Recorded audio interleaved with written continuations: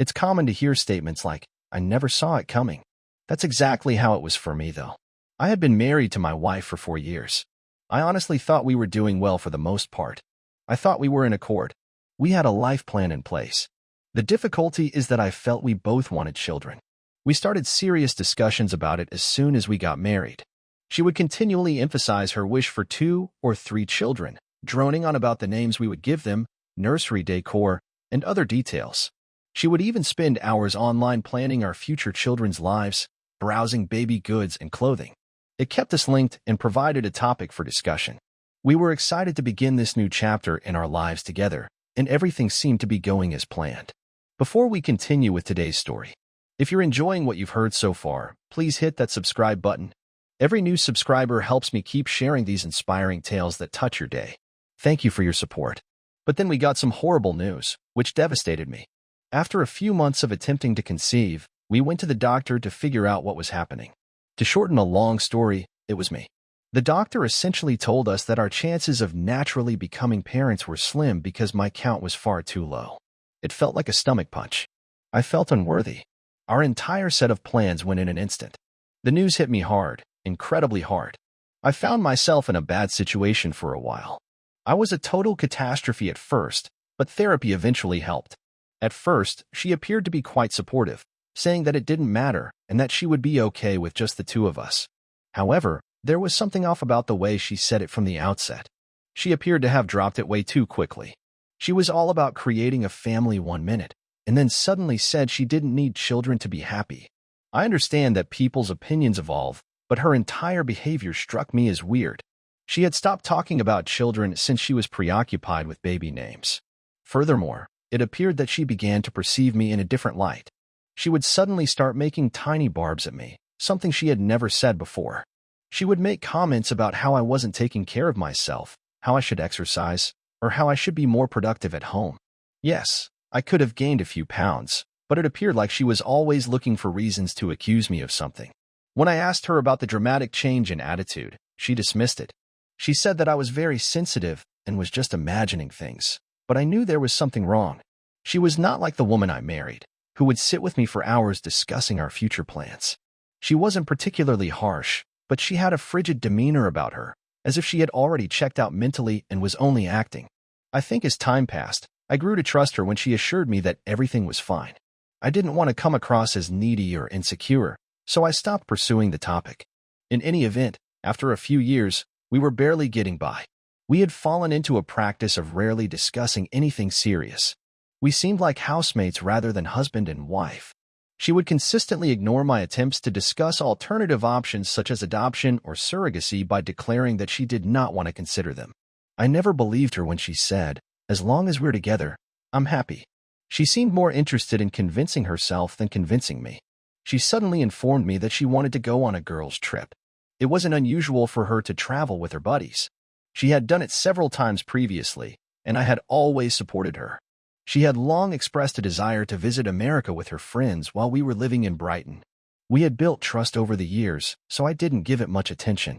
I ensured she had everything she needed, helped her pack, and took her to the airport. I remember her final remarks before she left. She looked at me and said, "Thank you for being so supportive." I found it unusual that she would say that when I hadn't done anything particularly spectacular, but she appeared so earnest that I discounted it as a simple expression of gratitude. That night, I stayed up to ensure everything ran perfectly. I called her when she came, kept myself busy about the house, watched TV, kept track of the time, and waited for her to text me to let me know she had arrived. Her flight was supposed to take about 9 hours, so I wasn't too concerned at first when I realized her flight had landed. I contacted her to check in. The phone continued ringing, but no one answered. I didn't give it much attention. I figured she was fatigued and had gone straight to her hotel to rest.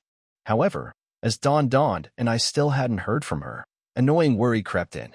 I assumed she was merely busy or her phone was on Do Not Disturb, so I tried calling again and texting her a few times. After a few more hours of radio silence, I was completely freaked out. Finally, I called her sister to see if she'd heard from her. Nothing. I was starting to panic. In the hopes that something had gone wrong with her phone or that she just hadn't had time to check in, I even called her purported travel companions. However, they were equally bewildered as I was when I contacted them. They said they hadn't joined her on the vacation. They were actually sitting in a cafe just 2 streets away from our house, drinking their morning coffee. That's when it really hit me. She was not traveling with any other girls. She had no friends with her. She hadn't traveled with anyone. She had simply disappeared. My stomach felt like it had fallen through the floor as I sat there holding the phone. I couldn't understand it. Why would she tell me that lie? Why didn't she tell me before leaving? I tried to tell myself that it was a mistake. Perhaps she had missed a connecting flight or was delayed due to an emergency. But deep inside, I knew the truth. She had planned it.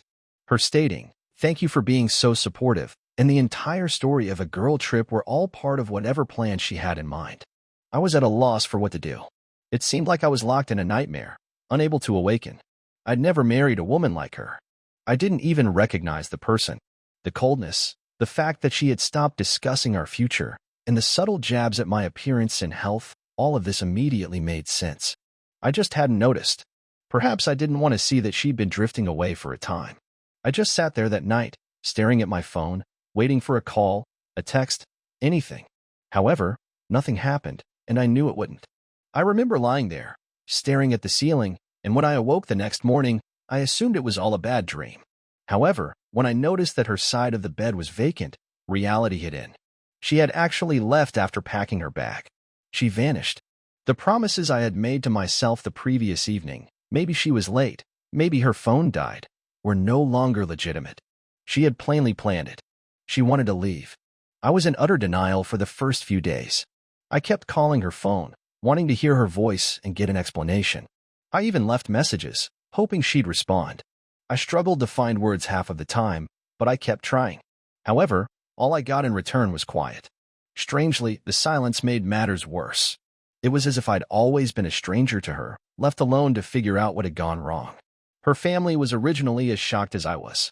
They had not heard from her, and her mother had no idea of her plans. In the end, I visited her family more times than I could count, desperate to meet with her mother and gain some answers. They must have felt bad for me. When I couldn't bring myself to cook, her mother would make dinners for me. She occasionally allowed me to stay at their home. She'd sit with me as I talked about all the little things that didn't make sense, trying to figure out why my life had suddenly become so complicated. To be honest, there were times when I felt too numb to talk. I would simply sit there in solitude. I alternated between wrath, sorrow, and guilt. What went wrong? I kept asking myself, wasn't I paying enough attention to her? On certain days, I would go over all of our disputes and chats, attempting to figure out what had caused her to leave. I kept thinking about what I should have done better to save our marriage. It may sound dramatic, but I was possessed by the desire to find it out. I clung to the hope that obtaining the answer would somehow improve everything. I barely slept. I barely ate. My productivity began to decrease.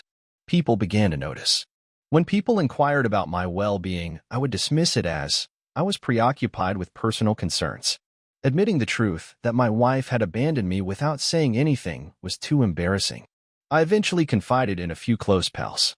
They did their utmost to divert me by taking me out and pushing me to move on, but even when I was among them, my thoughts kept going to her.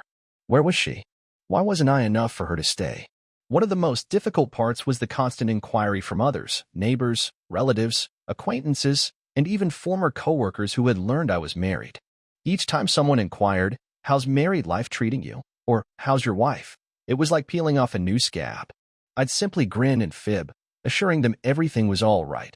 But each time I said that lie, it felt heavier. Finally, treatment proved to be the only thing that helped. I'd never gone before, but after months of barely functioning, I realized I couldn't do it alone. I needed to speak with someone who was neutral and did not care about the weight of our common experience. I contacted a therapist and began attending weekly sessions. It helped. I talked constantly about her, fury, betrayal, and the hole she had left behind. I talked about the sleepless nights, about lying awake and replaying every scene over and over. The therapist let me realize something I had not been able to accept. If she really wanted to stay, she would have. It was not my fault she decided to depart. That was a difficult pill to swallow. For a long time, I believed that I was flawed and had somehow turned her away. However, I eventually came to see things differently. I chose to ignore her long-standing coldness and isolation, believing that things would improve on their own. I had convinced myself that if I just kept my cool and put in enough effort, I could save our marriage by myself. The revelation that I couldn't, that nothing was ever enough, hurt. As time passed, I started rebuilding my life piece by piece. It wasn't until she left that I realized how much I'd lost in our marriage. I had always tried my hardest to make her happy and to keep our home life comfortable, but now, with so much free time, I was at a loss for what to do. So I began revisiting old pastimes that I had long forgotten. I tried making fresh meals. I went to the gymnasium. I started reading novels that I'd been putting off for years. Finally, my work improved. At first, I was just going through the motions, barely keeping up. However, when I began to feel more like myself, I increased my effort at work. It was one of the few things I still felt in control of, and it gave me a sense of success. I'd always been brilliant at what I did, but now I threw myself entirely into it. The extra hours, the focus, they paid off. I got a promotion, something I would not have accomplished if I had spent all of my time drowning in my sadness. Nevertheless, there were difficult days. A picture, an old movie ticket stub, or another minor memory would abruptly transport me back to the past. I'd find myself wondering if she ever thought about me or regretted what she'd done. But as time passed, those instances got fewer and farther apart. Each time, it grew a little easier to let go. I also reconnected with people I had lost touch with after getting married. We went trekking. We went to the golf range. I began doing activities that I hadn't done in years. Having friends by my side, people who weren't caught up in the turmoil and could support me without dragging me back into the pain, was a huge comfort. Looking back, I realized I had invested too much of myself in that connection. As her husband, I had lost a huge part of myself when she departed. It felt as if she had stolen a piece of me with her. However, I was gradually rediscovering myself. It was not quick. It was not easy, but I was making progress. At the end of that year, when I looked in the mirror, I saw more than simply a man whose wife had abandoned him. I'd rebuilt. I had survived.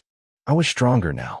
For the first time in years, I felt free to live my life without her shadow lurking over me, and I took pride in it.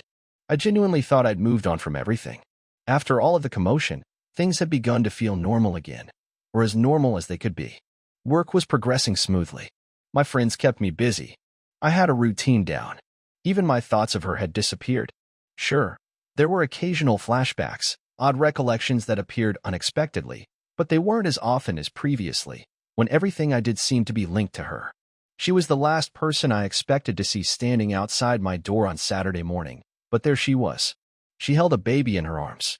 I got chilled. It was like witnessing a ghost. For a little while, my brain ceased to operate. She appeared nearly identical, perhaps a touch worn down, but otherwise unchanged. And the way she looked at me, as if she truly believed I would be delighted to see her, moved me. I thought I had stopped caring, but meeting her again resurfaced emotions I had long suppressed. For a minute, I stood there in silence, staring. She smiled as if nothing had happened and asked, "May I come in?" The nerve. After everything she had done, she simply walks up here expecting me to welcome her back with open arms? However, I kept my cool and told her, "No, you can stay right there." I said that I did not want her in my home, bringing all of the chaos back into the place I had established for myself. Despite her bewildered demeanor, she remained where she was and simply began her story. She began by saying, "I know this may come as a shock, but I wanted to come back and explain everything." Her look was hopeful, as if she genuinely felt I would be eager to listen. I was tempted to simply close the door in her face, perhaps even laugh, but I was too curious. I was curious about the reason for her disappearance and the tale she had come up with.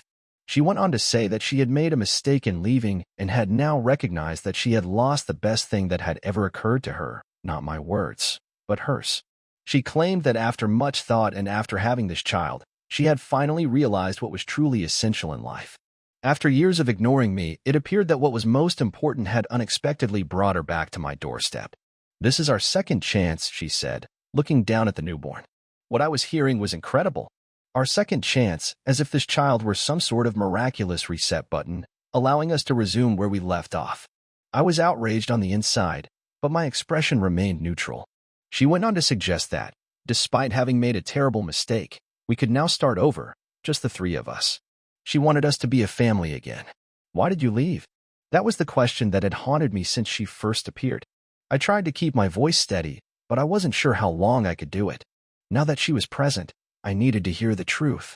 For years, I tortured myself with unlimited possibilities, attempting to make sense of everything. She hesitated, looking down at her feet as if embarrassed. Then she finally said it, or at least what she said was true. She stated that she had gone because she wanted a child, and she had found someone who could provide one, because I could not. She spoke nonchalantly, as if it were insignificant, as if she hadn't ruined my life, as if I should simply nod, accept, and go on. She went on to explain that while the man she had left me for did not remain, she had already given birth and had realized she wanted me back. How convenient. I paused to digest what she was saying. She was standing here, confessing that she had abandoned me, fled with another guy, had his child, and now expected me to simply accept it, to pretend that none of this had ever occurred. So you left, found someone else, had his baby, and now you think you can just come back and pretend like nothing happened? I responded with curiosity. She burst into tears and apologized repeatedly, acknowledging she had made a tremendous mistake. I remained unaffected. She kept talking, attempting to persuade me that she knew she was meant to be with me, that I was the person she actually loved. To be honest, it was difficult to maintain a straight face. She sounded deluded. The desperation was written all over her face. It wasn't love that brought her back. It was terror. Then she attempted to guilt-trip me. She went on and on about how tough it had been for her as a single mother, as if she were the victim in this whole situation, as if her own decisions had not brought her here. She assured me that this time she was prepared to make it work. She said she needed my help. All I could think was, who does she think I am? I let her continue. I stood there listening. Then I'd had enough. You made your choice a long time ago, I informed her. And now you have to live with it. There's no second chance here. She appeared shocked, as if she had never considered the possibility that I might say no, as if she truly believed she could simply walk back into my life whenever it suited her. Then she felt enraged. Just when I thought she'd finally get it and leave, she lashed out, accusing me of being selfish. She demanded that I give her another chance and let her repair things. She even had the nerve to say, I could have taken half of everything and divorced you back then if I wanted to. And then she said it. The house should still be hers. At that point, I felt a burst of relief. Her disguise had finally slipped. Finally, I was seeing her actual self. I did not argue. I did not yell. I simply looked her in the eye and replied, We're done. You wanted a different life, and now you have it. This is no longer my responsibility. I simply stared, staring at her. Then I closed the door in her face, interrupting her mid-sentence. I was not interested in hearing what else she had to say. As I stood there listening to her muffled screaming from the other side of the door, I felt strangely calm. She had the ability to shout, cry, and knock at will, but I knew one thing for sure. I would never allow her back in. The woman I had once loved and married no longer existed. In her place stood a stranger, a self-centered, entitled stranger who believed she could pick up the pieces whenever it suited her. I stepped away from the door and sat down, feeling lighter than I had in years. I assumed that was the end of it. I figured she would eventually understand and walk away, but no. Instead, she began hammering on the door, screaming various things. Her bravery is admirable. She had the guts to stand up and insist that I listen to her here at my door, the one spot I fought to recapture after she abandoned me. At first, I pondered ignoring her and letting her scream until she got exhausted, but then curiosity got the better of me. I was curious what kind of excuse she would come up with this time. So I opened the door just enough to let her know I was listening, not enough to allow her in. She appeared stunned, as if she'd just been smacked, as if she expected me to react differently, as if we were simply having a usual dispute rather than coping with the implications of her abandonment. Then she began into a long monologue. She expressed her willingness to forgive me for closing the door on her, about her desire to start over. She went on and on about how if we both worked hard, we could get things fixed, and that's when I lost it. I laughed, not simply a chuckle, a full, sincere, and unrestrained laugh, because this woman possessed more nerve than I had ever seen. When I did, she snapped. She was enraged, as if I had harmed her, as if I were the one who should feel guilty. You left, I informed her, my tone even. You had your chance, and you threw it all away. I'm not just going to pretend none of that happened because you feel like it. Her face turned crimson. Then she started talking about how lost she had felt after leaving. She discovered her mistake too late. You don't understand how hard it was for me, she told me. I didn't believe any of it. No, I replied. You made the decision to leave. You planned it, you lied about it, and then you went through with it. Now your regret means nothing. And that's when she finally gave up the act. Her entire demeanor changed. The gloomy, remorseful woman was gone.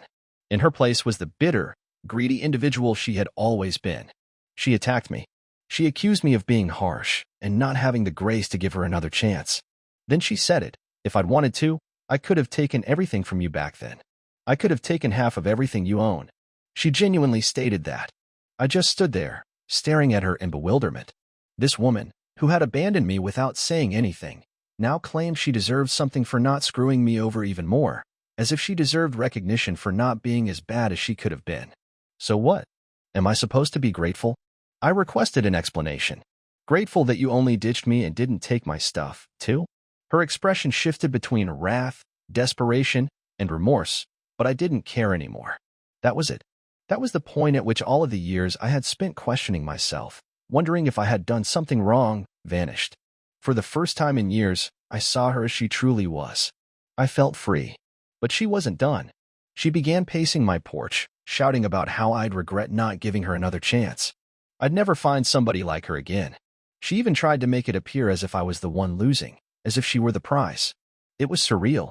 This was the same woman who had demolished everything we'd constructed, yet there she was, acting as if I should be asking her to stay. When she realized I wasn't going to cave, she grew louder. She began ranting about how I forced her to leave in the first place. She claimed that none of this would have occurred if I had been more accepting of the entire kid scenario. Her rationale was perplexing. She was actually implying that I had failed her as a husband because I was unable to conceive, as if this validated her decision to have a child with someone else. The mental gymnastics were incredible. To be honest, I was stunned that she was attempting to blame me for her actions. I glanced at her and commented, "Look, if you wanted a kid that badly, you could have just told me the truth. You didn't have to lie to my face and pretend everything was fine while planning your escape." She gave no response. She simply gazed at me as if I had hit her, but I did not let her talk. "You made that decision entirely on your own," I continued. "And now you have to live with it. That's not my problem." She made one last attempt. Her face returned to that depressed expression, and she pleaded with me to think about the boy. She said I was being unjust by ignoring him. She tried to make me feel guilty by holding the youngster in her arms, as if I were the villain in this scenario, but I was not buying into it. "I don't know that child," I informed her firmly. "I have nothing to do with him. He's not mine, and neither are you." That was it. I noticed it in her eyes. For the first time, she understood. She understood that I would never change my opinion. I would never allow her back into my life. The wrath in her expression dissipated, to be replaced by something else, perhaps regret. Or maybe she was just frustrated because her manipulation wasn't working. I didn't care. She had expected me to fold, forgive, and accept her back, but she was nothing to me now. She waited there for a few more seconds, as if waiting for me to reconsider my decision. I didn't utter another word, and as it dawned on her that I meant every word, I stood there observing her. Then I closed the door. This time, I did not wait for her to knock again. This time, I knew in my heart that I'd already made up my mind. There was no turning back. I'm not sure why, but I felt like I had finally won. It ended as I moved away from the door. She'd spent a lot of time attempting to manipulate her way back into my life, but I had freedom. There would be no second chances for either her or us. She was now merely a memory, something I had finally put behind me, and for the first time in years, I felt as if I could breathe again. After so many years of pain and guilt, I felt at peace, and you know what? It was pleasurable. When I closed the door behind her, I felt a strange sensation of calm sweep over me. I no longer felt sad. I was not furious. I wasn't even surprised anymore. It was as if all the years of effort I had put into her had vanished along with the pain, guilt, and never-ending wondering. I was prepared to go on because I had finally received the closure I had never known I needed. This time, it was really over. However, life never ends smoothly. A few days later, I received a text from her mother. She apologized. She expressed her embarrassment at how her daughter had handled everything. She had tried to reason with her, but it was evident that it had not worked. Her mother was a kind woman. She had been kind to me when her daughter departed, and I could tell she was genuinely upset about the situation. I didn't have anything against her. However, I did not want to be dragged back into any of it, so I just answered, "Thanks for checking in," and left it at that. I wasn't going to waste time justifying my decisions, and I wasn't going to give her mother any additional information. She knew it was over because she understood. Over the next few weeks, I discovered bits and pieces via social media and mutual relationships. She had allegedly moved back in with her parents, and things were not going well. The child's father, the man she had left me for, was not involved at all. He had bailed. She was left to figure things out on her own, as he had apparently not committed to the long term. Few people wanted to help her. She'd burned almost every bridge. Her previous acquaintances, many of whom had backed me when she initially went missing, had little sympathy for her. They were not about to get drawn back into her drama. They'd all moved on, and frankly, you can't blame them. Even her parents weren't pleased. They did not have the financial resources to maintain her and the child. I knew this because immediately after her mother texted me, her father called. Curiosity got the best of me. I almost didn't respond. He was clear yet respectful.